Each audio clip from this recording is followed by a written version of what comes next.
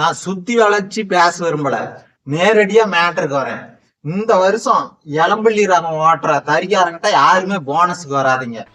தறிக்கு ரகம் எடுக்கிற பட்டறையில தொடங்கி இபி கரண்ட் பில் எடுக்கிறவங்க, ஒயர்மேனுக்கு தனியா, அச்சு பணிக்கிறவங்களுக்கு, ஜாக்காடு கட்டுறவங்களுக்கு, தறி வேலை செய்யற மேஸ்திரிக்கு, பொட்டிலாம் வேலை செய்யற ஆசிரியருக்கு, கேபிள் டிவிக்காரருக்கு, டேங்க் தண்ணி எடுத்து விடுறவங்களுக்கு, மாட்டுக்கு சென ஊசி போடுறவங்களுக்கு, அவ்வளவு கிராம நிர்வாக அதிகாரி பெருசா போய்கிட்டு இருக்கு. இத்தனை பேத்துக்கு போனஸ் தர நான் தறி ஓட்டுறேன்னா இல்ல பேங்க் நடத்துறேன்னா?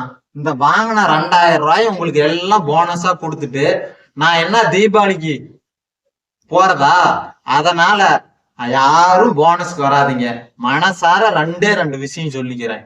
ஒண்ணு, யாரும் போனஸ்க்கு வராதிங்க.